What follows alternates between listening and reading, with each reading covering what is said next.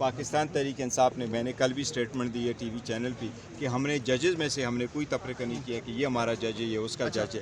البتہ ججز کا یہ ضرور ہے کہ جو سینئر ہو وہ قانون کے مطابق آئے. سر انتظار پنجوتھا پہ بھی ہے اسٹیٹمنٹ، پارٹی اسٹیٹمنٹ. یار ایک منٹ پلیز آپ دیکھیں، انتظار پنجوتھا کے اوپر کی جو ابڈکشن ہے اس کی ہم مذمت کرتے ہیں، ہم سب نے مذمت کی ہے. یہ ختم ہونے چاہیے. کسی بندے کو آپ بغیر اس کے چارج کے نہیں رکھ سکتے. میں ایک چیز ضرور یاد کراتا ہوں، قاضی پائیسا صاحب نے ایک آرڈر کیا تھا 3 جنوری کو، اور وہ ہم نے ایک پٹیشن فائل کر دی تھی کہ لوگوں کی ابڈکشن نہ ہو.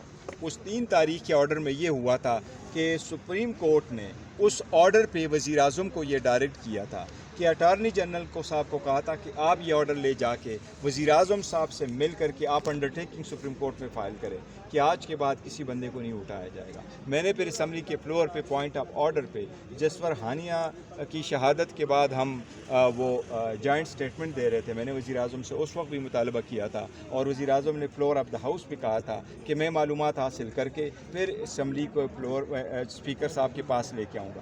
آج تک انہوں نے نہیں بتایا. یہ سپریم کورٹ کے اس آرڈر کی ساری